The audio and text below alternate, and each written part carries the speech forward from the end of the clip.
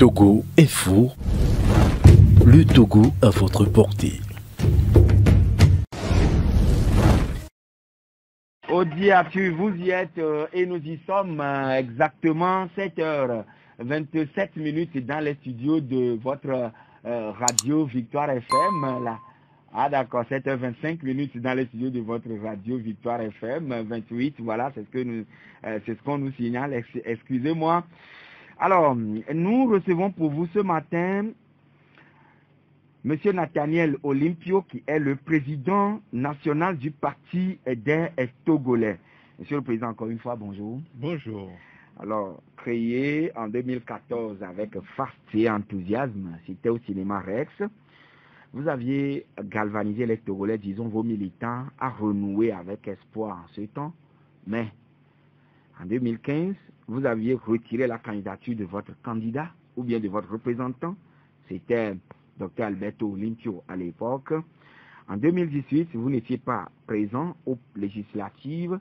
En 2020, vous étiez resté indifférent vis-à-vis de la présidentielle. Choix déchirant, difficile mais lucide au Parti des Togolais? Alors, vous posez une question de fond qui anime la vie politique au Togo. Et au début de cette lutte en 1990, ça fait déjà 30 ans. Et 30 ans, tous ceux qui ont travaillé à cette lutte, certains sont toujours dedans. C'est presque une carrière, 30 ans déjà. Et l'option que les leaders ont retenue, c'était une option qui passe par la conquête du pouvoir dans les urnes et ensuite transformer le pays une fois que l'on a les rênes du pouvoir entre les mains. C'était ça le paradigme qui a sous-tendu cette lutte-là pendant 30 ans. Et les partis politiques ont donc été mis en place pour cela et naturellement, les partis politiques de l'opposition notamment sont entrés en concurrence les uns avec les autres. D'accord? Et c'est tout à fait logique dans une démarche électorale. Après 30 ans, on s'est rendu compte que cette voie n'a pas porté les fruits et malheureusement, nos partis de l'opposition ont passé beaucoup de temps à se chamailler, à se mettre en compétition les uns avec les autres et finalement, l'objectif 30 ans après n'a pas été atteint. Nous avons créé le parti pour avoir une structure organisationnelle. Mais nous n'avons jamais adhéré au principe de conquérir le pouvoir. Nous n'avons pas créé le parti pour conquérir le pouvoir. Oui, nous avons créé le parti pour participer à la création des conditions démocratiques dans le pays. On ne peut pas aller dans une démarche de conquête de pouvoir par les urnes si nous n'avons pas un espace démocratique. Donc, oui, mais c'est une nouveauté à votre niveau, étant donné que les partis, le soubassement qui fondent leur création, c'est d'accéder au pouvoir, de conquérir le pouvoir et de l'exercer. Dans de bonnes conditions d'élection. Il ne faut pas l'oublier. Parce que, on ne le précise pas parce que c'est implicite qu'en démocratie, il y ait de bonnes conditions d'élection et c'est en démocratie qu'il y a des partis politiques pour pouvoir participer aux élections. Mais dans nos pays, au Togo, on est obligé de mettre et de souligner les conditions d'organisation d'élections. Et pour nous, le paradigme qui a guidé la lutte aujourd'hui est arrivé un peu à son essoufflement. C'est pour ça que nous ne mettons plus en avant la structure partisane. Et tout le monde le dit, et dans tous les partis politiques, au sein de l'opinion, tout le monde dit que cette lutte doit devenir citoyenne. Qu'est-ce que ça veut dire une lutte citoyenne? La lutte citoyenne, c'est celle qui est portée par les citoyens simplement. Ce n'est plus une lutte portée par des organisations partisanes. Ce n'est plus une lutte portée par les partis politiques. je ne dis pas que les partis doivent disparaître, pas du tout. Les partis sont des structures organisées qui peuvent aider. Mais les gens doivent participer à la lutte au titre de citoyens et non au titre de partisans d'un parti politique. Selon vous, est-ce que les Togolais ne le font pas, ne sont pas encore dans cette dynamique-là depuis plus de 30 ans? Les Togolais, depuis 30 ans, sont intervenus dans la lutte au sein de leur parti politique parce que c'est le parti politique qui tirait, c'est le parti qui organisait, c'est le parti qui était le fer de lance parce que le parti est inscrit dans une démarche de conquête du pouvoir dans les urnes. Donc, chaque parti fait la promotion de son organisation. Et quand on fait la promotion de son organisation, on ne fait pas la promotion de l'intérêt général. C'est comme ça.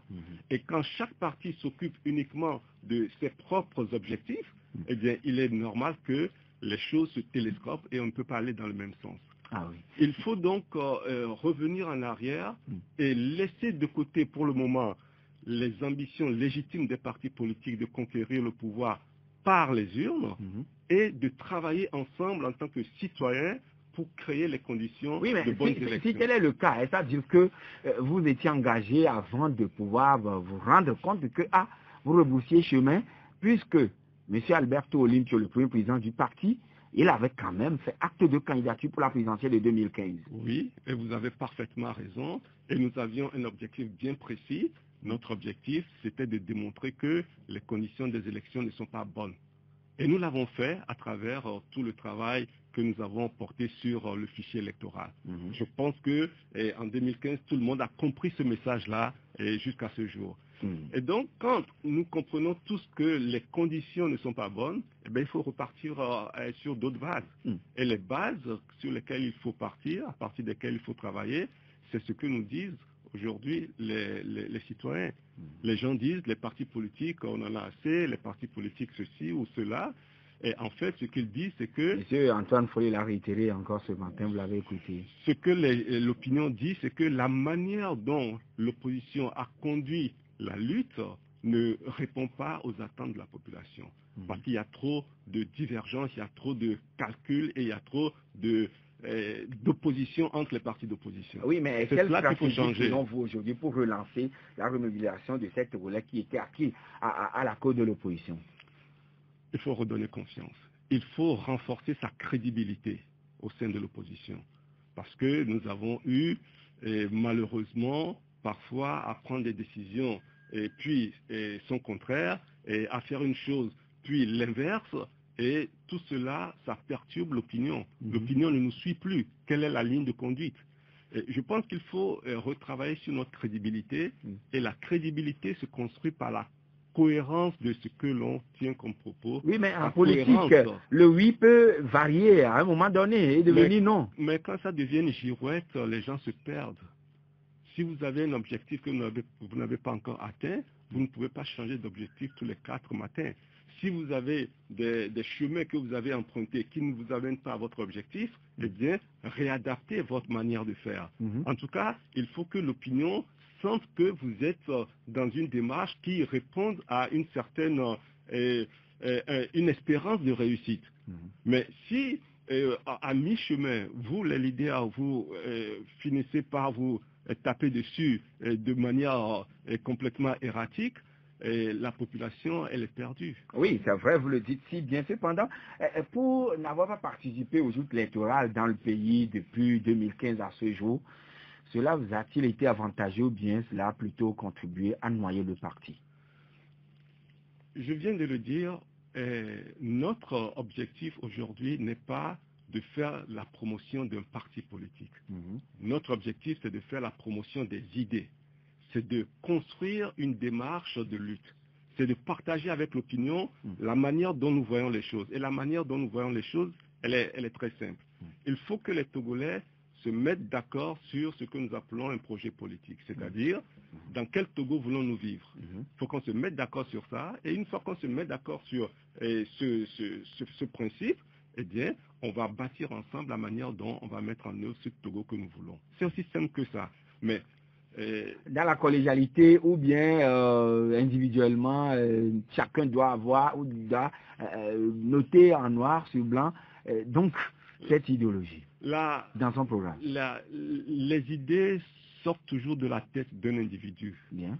de chaque individu, et ces idées se mettent ensemble pour bâtir un projet commun. C'est comme ça que ça se fait. Donc, il y aura nécessairement un certain nombre de personnes, qu'ils soient d'un parti politique ou d'une société civile, ou même ne soient pas d'une organisation quelconque, eh bien, des gens doivent se retrouver pour bâtir quelque chose. Vous savez, nous n'avons pas au Togo une difficulté par rapport à la nature des organisations qui mènent la lutte. La difficulté que nous avons, c'est la nature de la lutte elle-même. C'est-à-dire, oui. La nature de la lutte. C'est-à-dire que il y a des partis politiques, il y a des organisations de la société civile, il y a des individus qui n'appartiennent à aucune organisation. Nous aspirons tous à un changement. Oui. D'accord? Donc, nous ne devons pas mettre beaucoup plus en avant nos organisations par rapport à l'objectif que nous voulons atteindre. Ça, c'était je dirais, une conception qu'on avait de la lutte en mettant en avant les organisations, mais il faut se défaire de ça et mettre en avant l'objectif que nous voulons atteindre. D'où le projet politique dont je parle. Oui, mais tous les partis politiques ne valent pas le même poids sur le terrain. Mais ce n'est pas une question. Justement, vous avez touché du doigt la chose. Et ne restez pas figé dans la réflexion que nous avons eue depuis 90 en parlant de poids des partis. C'est le poids des partis qui fait que les partis se battent les uns contre les autres. Sortons de ce schéma et disons que nous recherchons un Togo dans lequel nous voulons tous vivre et on se bat pour cela. Indépendamment de la force de l'un ou de la force de l'autre. La force des partis, qu'on soit petit ou grand, la force des partis n'a d'intérêt que si nous sommes dans une compétition éthique, une compétition légitime, une compétition qui soit équilibrée pour tout le monde. Nous ne sommes pas dans cette configuration, donc le poids des partis politiques n'a aucune espèce d'importance.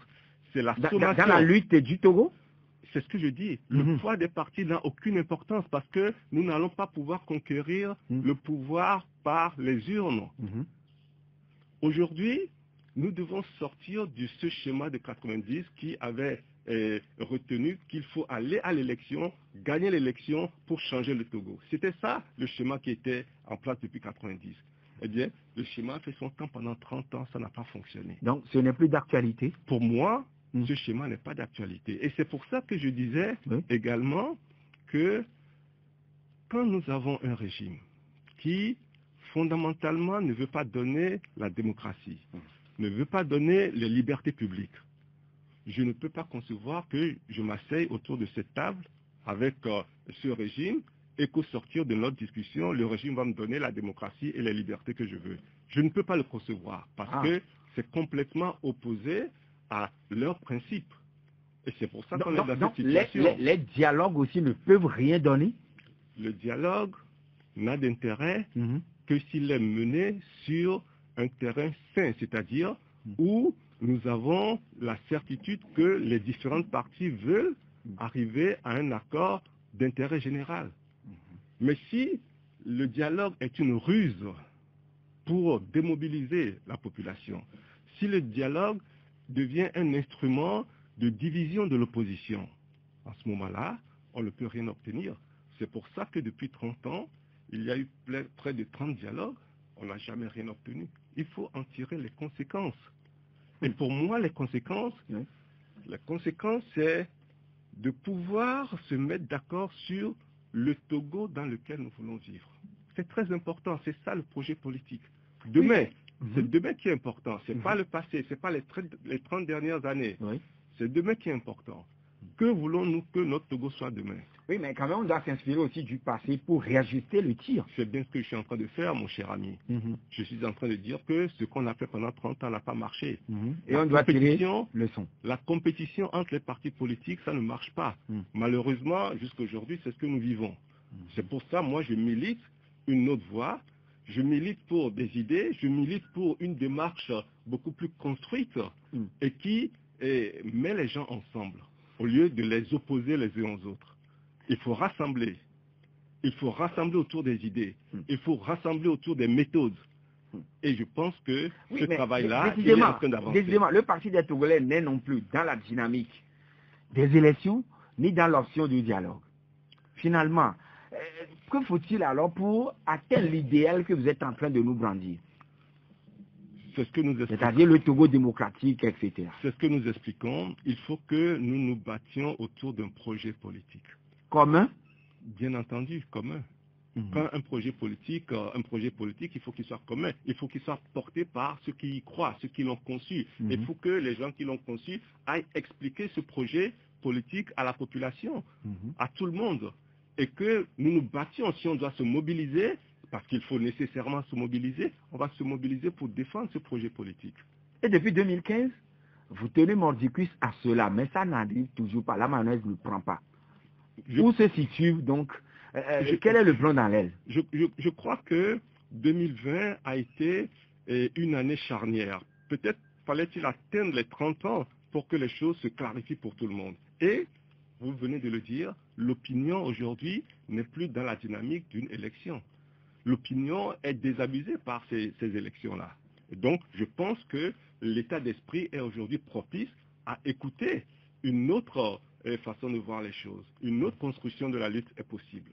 Et c'est ça que moi je défends, et c'est ça que j'explique, et je l'explique de manière très simple pour que les gens comprennent que se battre pour aller prendre le pouvoir n'est plus l'objectif. Oui, se mais battre pour aller prendre le pouvoir n'est plus l'objectif. Oui, mais il y a quand même aussi des partis qui estiment que boycotter le scrutin n'est plus quand même à l'ordre du jour, à leur niveau aujourd'hui. Et pourquoi jusqu'à ce jour, les partis n'adhèrent pas à cette idéologie dont vous êtes porteur? Je vais vous dire une chose. Oui. L'élection, pour nous, aujourd'hui, est un instrument qui n'a aucune utilité. Ceux qui veulent aller aux élections, ils peuvent aller aux élections. Ils sont libres. Mais, ils sont libres d'aller à leurs élections. Mais moi, je reste fondamentalement convaincu que aucune élection dans les conditions d'aujourd'hui ne changera la vie des Togolais. Parce que ce sont toujours les mêmes schémas qui vont se dérouler comme depuis 30 ans. Ça ne changera rien du tout. Peut-être que les individus qui iront, leur vie peut changer. Scepticisme à outrance, hein? Non, c'est du réalisme, mon cher ami. Je fais un constat avec vous. Et je pense que le régime, dans sa logique, c'est que arrangeons-nous pour donner quelques postes de satisfaction à quelques personnes et les leaders vont se calmer. Et si les leaders se calment, eh bien, la population n'est plus entraînée. Je pense que ceux qui sont allés aux élections jusqu'à présent, ils avaient la conviction qu'ils pouvaient changer les choses en étant, par exemple, à l'Assemblée nationale. Ils l'ont fait de manière sincère. Mais nous nous sommes tous rendus compte, et eux-mêmes les premiers, qu'ils n'ont pas pu, de l'intérieur de l'appareil, changer quoi que ce soit. Donc, il faut revoir la mécanique. C'est aussi simple que ça. Donc, pour résumer, je dis simplement que nous devons travailler sur un projet précis qui va être le projet fédérateur. Si nous sommes fédérés autour d'un projet, il y aura moins de divisions dans l'opposition. Ben, après, ou bien au lendemain de la création de votre parti, vous défendiez à l'époque le toilettage du fichier électoral. Ou disons, le fichier électoral doit être propre parce que, selon vous, à l'époque, selon le parti des Togolais, disiez que c'est la source des fraudes électorales. Vous l'avez abandonné entre-temps? Eh bien non, nous ne l'avons pas abandonné. Nous sommes allés bien plus à la racine des choses. Vous avez certainement à l'esprit toute la bataille que nous menons sur la question des cartes d'identité. Les deux sont intimement liés. Et la question des cartes d'identité, ça va même très largement au-delà de la question des fichiers électoraux. Mais l'un ne va pas sans l'autre.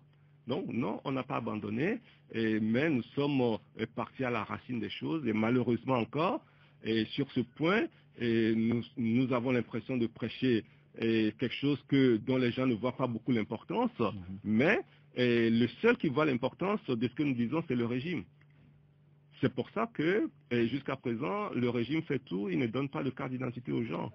On organise quelques audiences foraines. L'identité biométrique s'annonce. Vous le savez bien, et les députés ont voté une loi dans ce sens. La loi qui a été votée, c'est une loi qui va donner à chaque habitant du Togo, pas les citoyens togolais, à chaque habitant du Togo, c'est-à-dire étrangers, togolais, tout le monde aura un numéro d'identification. Un numéro d'identification. Le numéro d'identification ne donne pas la carte d'identité. Ça ne donne pas la citoyenneté. Ce sont deux choses complètement différentes. Le projet d'identification biométrique est un bon projet en soi. Mais cela ne répond pas à la question de la nationalité. Vous comprenez? Et ça, toute la différence est là. Et je ne comprends pas comment notre pays peut engager un projet aussi important et ne pas bénéficier de cette opération pour donner les papiers de naissance, les papiers d'identité aux Togolais une bonne fois. C'est incompréhensible pour moi. D'accord? Et donc donc, le problème reste entier. Les Togolais n'ont pas de carte d'identité. Il y a 85% des Togolais qui n'ont pas de carte d'identité. Est-ce que cette identification biométrique ne pourrait pas contribuer aussi à cette audience foraine pour délivrer la carte d'identité aux Togolais? Ce n'est pas ce que le gouvernement a dit qu'il veut faire. Ils n'ont jamais dit qu'ils vont faire ça. Oui. Bien au contraire, ils ne comptent pas le faire. Ils vont simplement identifier tous ceux qui vivent au Togo. Quelle est l'utilité alors de l'audience foraine ou bien la délivrance de la carte d'identité à tout citoyen togolais? Quelle est son utilité, Monsieur Olivio? Avoir une carte d'identité, ça aide à énormément de choses dans la vie quotidienne, dans la vie économique. Simplement aller faire des opérations à la banque. Simplement pouvoir voyager. C'est un droit à se déplacer librement. Simplement être reconnu comme un citoyen. Aujourd'hui, si vous n'avez pas de carte d'identité, vous n'êtes pas reconnu par l'État comme un citoyen. Et ça, ce sont des choses très graves. Ça veut dire que 85% des Togolais sont des apatrides, c'est-à-dire ils n'ont pas de pays. Vous êtes à l'étranger, et vous sortez du pays illégalement, parce que si vous sortez du pays, c'est forcément illégal. Si vous n'avez pas de pièce d'identité, eh bien, à l'extérieur, vous serez incapable de prouver que vous êtes Togolais. Pour quoi que ce soit qui puisse vous arriver. Donc, ce sont des instruments qui permettent à l'État de vous reconnaître. Ce n'est pas un phénomène propre au Togo seul. La plupart des pays africains ne sont pas encore allés dans cette dynamique-là. Finalement, est-ce que c'est sciemment ils le font ou bien peut-être nous n'avons pas techniquement atteint ce stade? Monsieur Albertine, je suis désolé de vous dire que vous êtes dans l'erreur. Dans toute l'Afrique de l'Ouest, presque tous les pays ont organisé des audiences foraines pour donner des cartes d'identité. La Côte d'Ivoire, celle qui avait fait cela. Je suis désolé de vous décevoir. Je peux vous citer le Niger, je peux vous citer le Sénégal, je peux vous citer différents autres pays qui l'ont fait. Le Mali ne l'a jamais fait parce que le Mali a toujours eu un état civil correctement entretenu, plus ou moins. D'accord? Donc, ne dites pas que le Togo est seul, le Togo est comme les autres. Le Togo est le seul qui a un taux de 85% des citoyens qui n'ont pas de carte d'identité. Ce n'est pas acceptable. D'accord? Donc, je pense ça peut contribuer aussi à dépoussiérer le fichier électoral? Mais si on connaît les citoyens, on peut plus facilement mettre en place un fichier électoral. Aujourd'hui, on ne connaît pas les citoyens. Donc, on coopte les gens comme ça à chaque occasion. Donc, le fichier électoral ne représente rien du tout de fiable au Togo. Oui, mais pourquoi les autres Togolais, les autres leaders et acteurs politiques ne partagent pas cette même vision que vous? Invitez-les, vous leur poserez la question. Mais vous en discutez parfois dans vos regroupements? Oui, ce n'est pas la première fois que je partage ces analyses avec mes camarades. Mais bon, peut-être qu'ils sauront vous expliquer encore mieux. Au Togo, il y a eu plusieurs regroupements politiques, le FRAC, le CST, Arc-en-Ciel, CAP 2015, Groupe des 6, C14. Tous ces regroupements n'ont jamais existé dans la durabilité ni dans le temps. On claque la porte au lieu d'ouvrir les portes à d'autres. Pourquoi? Je pense fondamentalement, moi qui ai eu l'expérience du Groupe des 6 et de la C14, je pense fondamentalement que ce qui divise l'opposition dans ces regroupements, c'est que ces regroupements, pour la plupart, ce qui n'était pas le cas du Groupe des 6, ces regroupements, pour la plupart, se mettent en place sous le coup d'une forte émotion dans le pays. Et c'est ce qui était le cas, par exemple, avec la C14. Il y a eu les événements du 19 août 2017 qui ont provoqué une forte émotion et précipitamment, les gens qui ne se parlaient même pas du jour au lendemain se sont mis ensemble pour faire quelque chose. Eh bien, ça ne peut pas fonctionner comme ça. Vous avez dit tout à l'heure que ce n'était pas le cas pour le groupe des 6. Oui, bon, le groupe des 6, parce que nous avons travaillé à tête froide, on s'est réunis pendant des mois et des mois pour construire quelque chose. Nous avions à l'époque produit le document qu'on appelait plaidoyer pour la décentralisation. Que vous avez partagé avec les différents diplomates. Avec les chefs traditionnels, avec les partis politiques.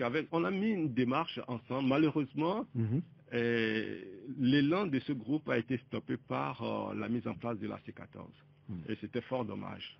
Mais bon, c'était une expérience intéressante qui m'a confirmé dans ce que je suis en train de dire aujourd'hui, que ce n'est qu'une démarche structurée et rationnelle, construite autour d'un projet. Parce que au groupe de 6, c'était le projet de plaidoyer qui nous a réunis. Oui, mais la dislocation de la C14 devait vous ressusciter, normalement. Ben, je pense que il faut toujours tirer les enseignements des expériences. Et donc, ce que je suis en train de défendre aujourd'hui, c'est améliorer ce qui s'est fait avec le groupe des 6.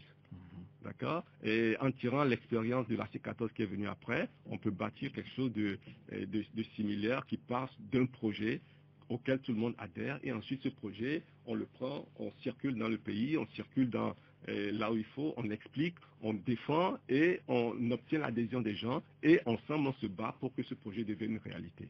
C'est une démarche aussi simple que ça. Est-ce qu'il y a une lueur d'espoir? Eh bien, il appartient aux Togolais. Il appartient aux Togolais de voir ce que nous allons leur proposer. Et s'ils adhèrent à cela, on va travailler ensemble sur ça. On va se battre pour ça. Si nous ne nous battons pas ensemble et que nous donnons l'impression à l'opinion publique que ce que nous sommes en train de mener est uniquement au bénéfice des hommes et des femmes politiques, l'opinion ne va pas nous suivre. Il faut que nous ayons une proposition qui réponde à la préoccupation. C'est pour ça que le projet politique dont je parle, c'est ce qui nous ouvre sur le monde de demain. Dans quel Togo voulons-nous vivre? C'est la question à laquelle doit répondre ce projet politique. Et vous avez déjà peut-être accouché ce projet? Ou bien c'est en réflexion? Le projet, c'est un projet de groupe. Il faut qu'il soit porté, pas par un individu ou du bout des bras, il faut qu'il soit porté par un groupe. Et en ce moment, on dira que c'est un projet qui a été mûri par un groupe qui sera partagé. Vous y travaillez déjà? Bien entendu. Et quels sont les partis avec lesquels vous avez déjà pris langue? Mais vous n'avez pas compris tout ce que j'ai dit depuis le début alors. Puisque je vous dis que ce n'est pas une démarche partisane, c'est une démarche de citoyen. Donc pourquoi vous parlez de partis politiques encore? Ah. Donc, au moins, vous avez approché des organisations de la société civile. Ce sont des hommes et des femmes qui participent à un travail, c'est tout. Peu importe qu'ils soient de la société civile, peu importe qu'ils soient d'un parti politique, mais ils viennent au nom individuel en tant que citoyens, point barre. Ils ne viennent pas défendre les idées d'un parti politique, ils ne viennent pas défendre les idées d'une société civile, ils viennent défendre les intérêts des citoyens. Mais les régionales s'annoncent. Cette fois-ci, le parti des Togolais sera présent? Et si vous suivez la logique de mon raisonnement, sauf si les choses changent d'ici là. Sauf si les choses changent d'ici là. Alors, monsieur Nathaniel Olympio, vous êtes au Togo, vous êtes Togolais, et la crise sanitaire... Et j'ai la carte d'identité. Et vous avez la carte d'identité. D'accord. Et le passeport, pourquoi pas. Alors, et la crise sanitaire s'est invitée dans le monde et cela a chamboulé toutes nos habitudes et même a impacté le secteur économique. Mais quel regard jetez-vous sur comment le gouvernement est en train de dérouler tout son programme dans la lutte implacable contre cette maladie au Togo? On va observer la pause pour revenir dans quelques minutes. Audi Actu, du lundi au vendredi, de 7h à 8h20 sur Victoire FM. Madame, monsieur, vous êtes toujours à l'écho de votre radio, la 96.3 Victoire FM. Retour en studio pour la suite du débat avec notre invité, Nathaniel Olympio, qui est le président du Parti des Togolais. Alors tout à l'heure, je vous posais la question, sinon ça fait plus d'1 an, Covid-19 est entré dans le monde et le Togo a été touché également, ça fait plus d'1 an. Alors, quel regard jetez-vous sur la lutte que mène le gouvernement togolais contre cette maladie? Bon, c'est vrai qu'au début, ça a été très chaotique au Togo, hein, même si des la prise en compte de la pandémie s'est faite relativement tôt, dès l'apparition des premiers cas au Togo. Et au début, les gens étaient un peu sceptiques aussi sur ce que disait le régime. Certaines personnalités même l'ont déclaré. Et il y a eu aussi le temps des bavures avec les premières périodes de couvre-feu, des bavures qui ont causé la mort quand même de quelques citoyens. Et aujourd'hui, ce que je note et que je déplore profondément, c'est cette déclaration qui a été faite par les hautes autorités en charge de cette pandémie, disant que le vaccin serait peut-être rendu obligatoire.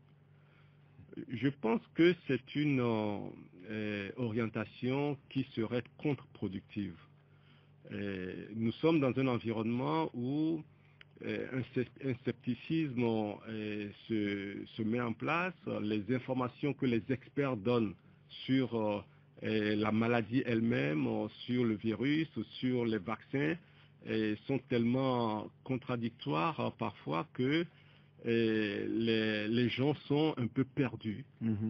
Et donc, quand l'état d'esprit est celui-là, ce n'est pas par la force qu'il faut venir. Si vous venez par la force, vous allez créer de la résistance. Voilà, aujourd'hui, l'État n'en parle pas, ou disons le gouvernement ne parle même plus de vaccination obligatoire, mais quand même considère que tout le monde est conseillé d'aller se faire vacciner pour atteindre l'immunité collective. Moi, la dernière déclaration que j'ai suivie, c'était qu'on envisageait rendre cela obligatoire. Donc, moi, je serais bien heureux d'entendre le gouvernement dire que la vaccination ne sera pas une chose obligatoire. Ça va. Il faut entrer dans une sensibilisation et dans la pédagogie. Il faut de la pédagogie pour que les gens adhèrent. Et je pense que c'est ce que nous avons de mieux à faire. Et c'est ce que nous avons de mieux à faire. Mais les Togolais doivent aller quand même se faire vacciner.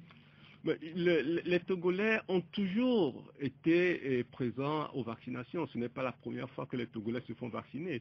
Tous les Togolais ont reçu des vaccins. Il n'y a jamais eu de problème de vaccin au Togo. Voilà. D'accord? Donc, je pense qu'il faut repartir sur les mêmes approches que précédemment. Précédemment, on n'imposait pas non plus les vaccins. Mais les gens se soumettaient tout à fait librement.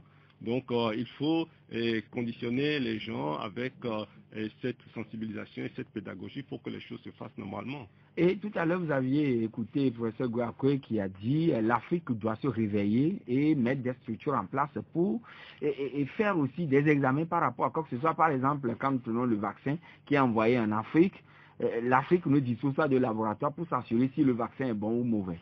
Et on s'attend toujours à ce que le blanc va déclarer et là, on prend.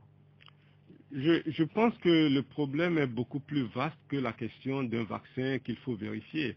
Et c'est toute la prise en charge de notre système de santé. Et c'est toute la chaîne sanitaire qu'il faut prendre en compte. Et là, vous parlez des laboratoires qui peuvent analyser des produits.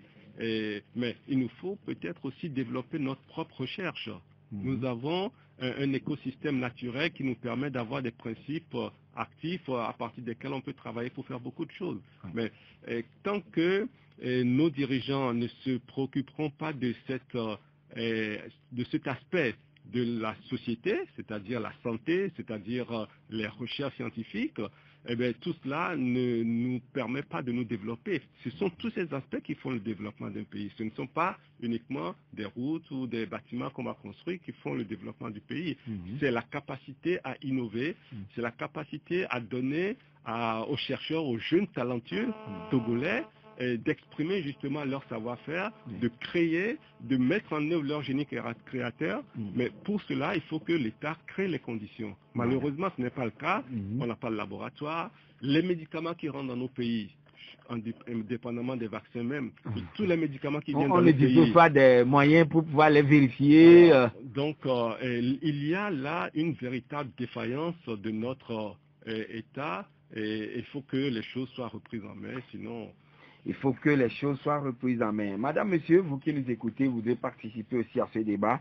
Alors, composez le 22 21 80 99. Et Didier se signale déjà sur le 92 02 80 63. Didier, bonjour. Oui, bonjour, monsieur Jossin. Oui. Bonjour, président Nathaniel. Bonjour.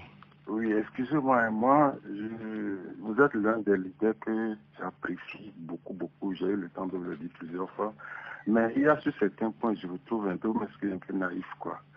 Est-ce que vous êtes assis un jour poser la question sur le camp en face uni, vu que vous, l'opposition, vous allez aux élections? Je vous repose, est-ce que vous avez posé, est-ce que lui là, il veut que vous allez aux élections?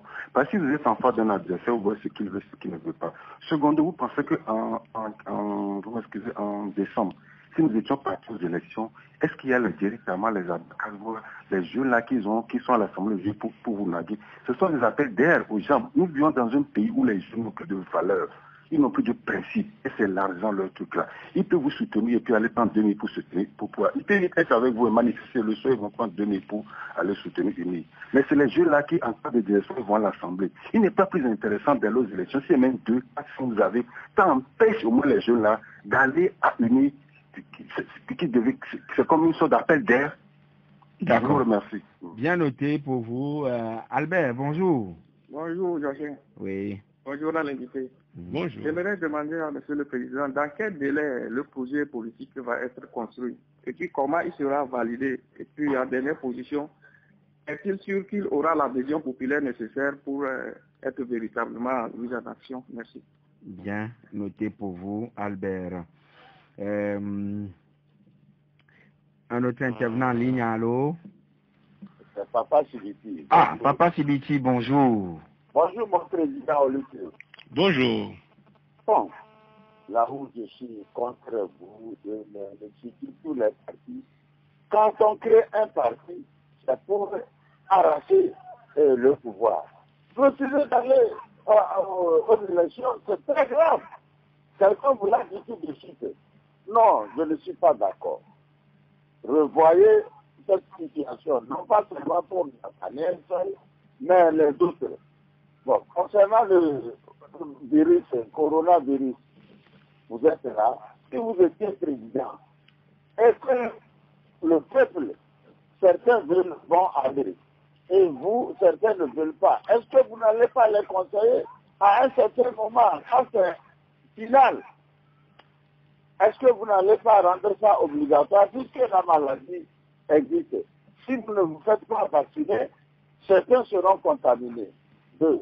C'est ce que je voudrais dire. Donc, il faut revoir. Hein? D'accord. Bien noté, Papa Sibiti. Et nous avons M. Komlavi, bonjour. Bonjour, je salue aussi l'invité ce matin. Oui. Oui, je voulais recadrer quelque chose. Je pense que le gouvernement n'a pas dit que le vaccin sera obligatoire, mais il rappelle que la loi autorise le gouvernement, en cas de pandémie, à le faire.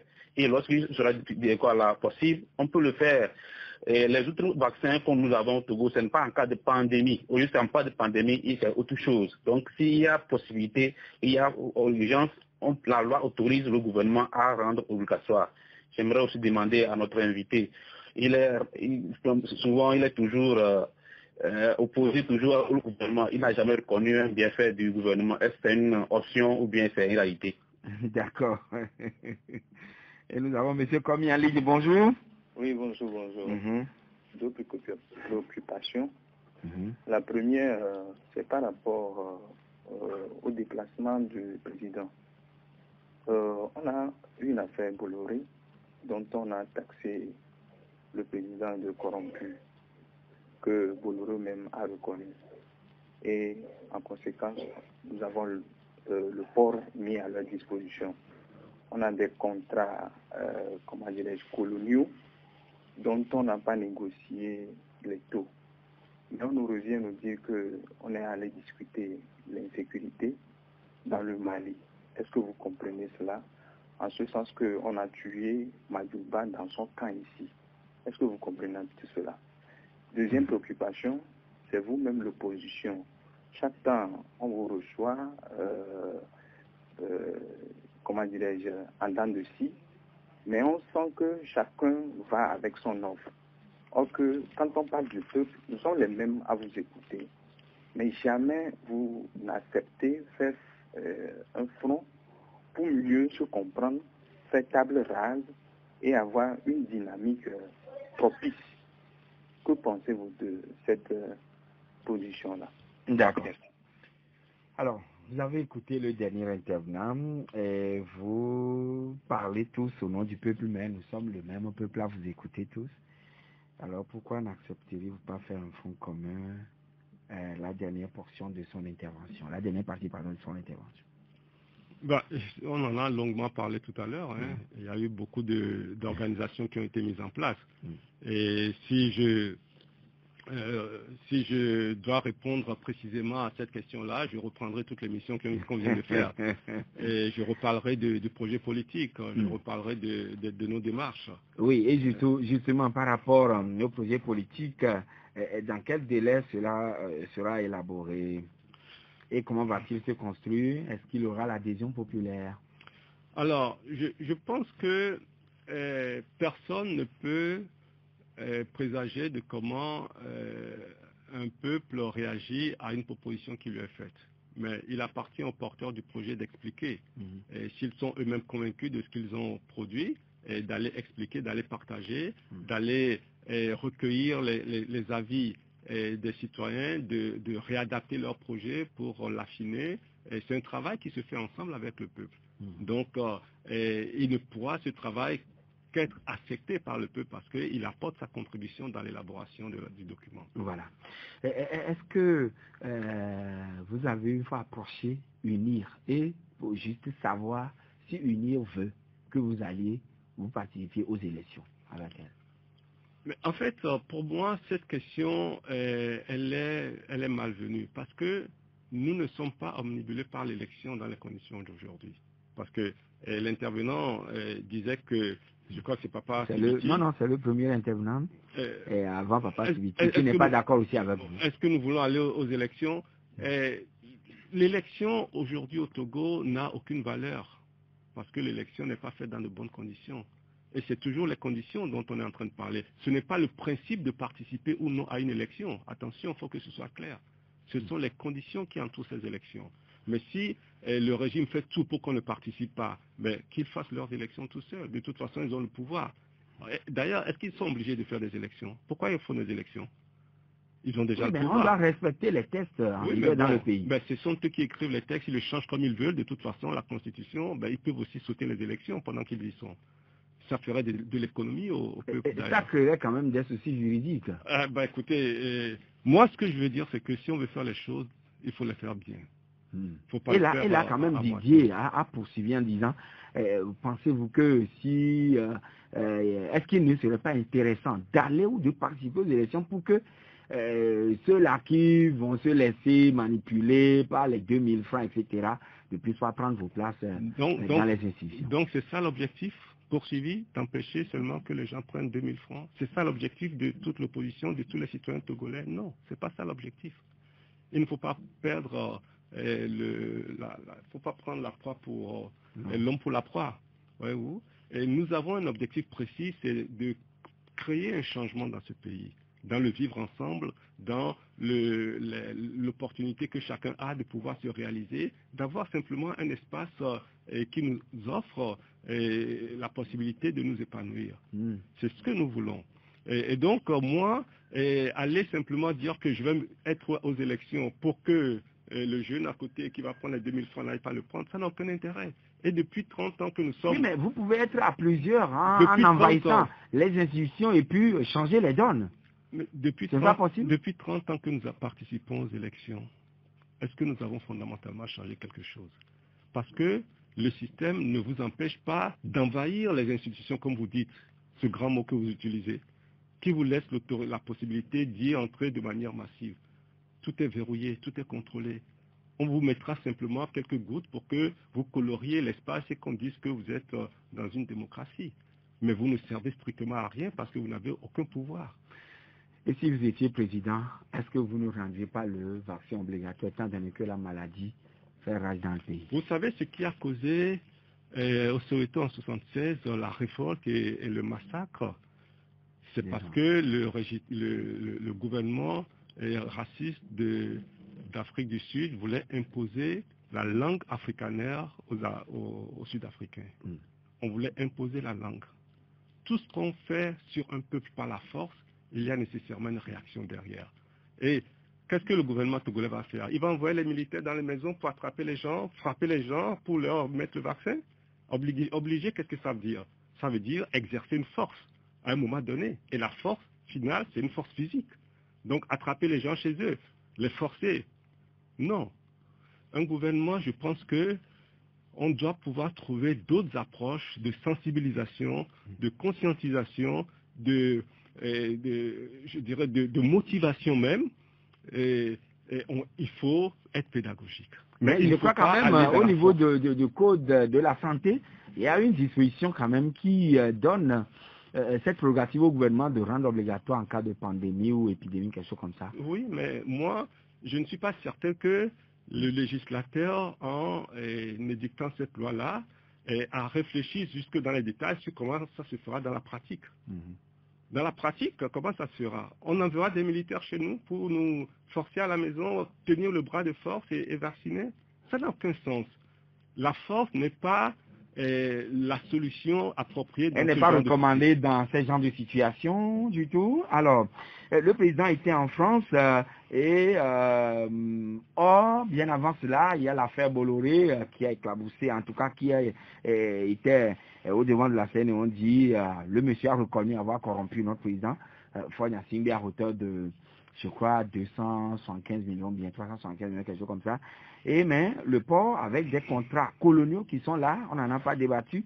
Et mais on est venu nous dire que nous avons discuté de l'insécurité au Mali pendant que Madjoulba a été tué lui-même en tant que premier responsable du BIR dans son propre bureau. Et on n'en a plus jamais parlé. Oui, je crois que M. Komi a énuméré un certain nombre de sujets qui défraient la chronique et qui, en fait, résument un peu la nature du régime que nous avons. Et beaucoup d'affaires de corruption. Et vous parlez de cette affaire Bolloré. C'est quand même la première fois que le nom du chef de l'État est cité par un de ses amis avec lequel il est en affaires et qui reconnaît pour sauver lui-même ses propres difficultés judiciaires en France, il n'a pas hésité à livrer notre chef d'État. Donc, ce qui est extrêmement il n'a grave, pas de sentiment dans ce genre de domaine. Il n'a pas protégé le chef de l'État qui l'a aidé à avoir une partie du port. À un moment donné, chacun sauve sa peau. Et je pense que c'est ce qu'il a cherché à faire. Et il n'a pas hésité à salir le Togo, à livrer le chef de l'État. Et je pense que c'est quand même quelque chose de très grave. Et à côté de ça, il y a les scandales du Petrolgate également, des situations où les services de l'État travaillent, produisent un rapport et les ministres montent au créneau pour dire que c'est un travail nul, c'est un travail qui n'a pas d'intérêt. Finalement, faudrait-il un rapport, un audit d'experts internationaux? Oui, mais bon, avant qu'on y croit. Nous savons qu'au Togo, manipuler les rapports, c'est pas nouveau, hein. Et peut-être simplement parce que ce rapport n'a pas atterri dans les locaux de la présidence de la République pour être manipulé avant d'être livré publiquement. Mais on connaît les pratiques également. Mais ce qui est plus grave pour moi, c'est que des ministres n'hésitent pas à venir vilipender le travail des experts de notre administration, simplement parce qu'on veut étouffer quelque chose qui est une évidence aujourd'hui comme corruption. Le travail qui est fait par les journalistes, c'est un gros travail, et confirmé par l'inspection générale des finances, et personne n'en parle. La justice n'en parle pas, et les autorités font le dos rond, et ils salissent les fonctionnaires. Ce n'est pas sérieux. Finalement, ces fonctionnaires qui sont en quelque sorte traînés dans la boue parce que le rapport n'est pas fiable, etc., est-ce qu'ils auront encore le cœur tranquille pour travailler si on les sollicite à nouveau? Moi, je pense que ce sont des gens qui sont conscients de leur travail, qui travaillent avec beaucoup de professionnalisme. Si demain on leur demande de faire autre chose, ils le feront encore de la même manière. Maintenant, ils auront la peur au ventre? Non, je ne pense pas. S'ils avaient peur, ils n'auraient pas produit ce document-là. Ils ont été consciencieux, ils savaient ce que ça représentait, ce qu'ils écrivaient. Moi, je pense que ce sont des gens qu'il faut vraiment, ici au rang de héros, dans le contexte du Togo, où des fonctionnaires n'hésitent pas à publier des choses comme ça à la demande de leur hiérarchie. Ce sont des gens qu'il faut vraiment saluer, il faut les encourager. Monsieur Nathaniel Olympio, nous sommes arrivés à la fin de l'émission. Votre conclusion? Ce que je dirais, c'est que il y a un sujet particulièrement qui me tient à cœur, que je voudrais évoquer. c'est la question c'est la façon dont le foncier est géré dans notre pays. On n'en a pas parlé parce que ce n'était pas l'objet, mais je pense que nous sommes dans une situation extrêmement grave où le foncier crée des désordres partout, et par rapport aux populations d'abord, et également les collectivités aussi, par rapport aux différentes collectivités, et même par rapport à notre souveraineté, je dirais, agricole, parce que les terres agricoles également sont en train d'être cédées à tour de bras à des grands groupes internationaux et qui ne sont pas nécessairement des gens qui viennent pour nourrir les Togolais. Et deux occasions nous permettraient de revenir sur ce sujet. Le foncier, c'est vraiment une bombe à retardement dans presque toutes les familles. Dans tous les quartiers, on a toujours des problèmes de terrain litigieux, double vente, triple vente, etc. etc. Monsieur Nathan Olympio, merci d'être venu chez nous. Merci à vous. Voilà, et c'est fini. Coucou le Parisien, derrière la belle vitrine, qui a su mettre cette émission en ondes et vous nous aviez suivi de partout dans le monde, madame, monsieur.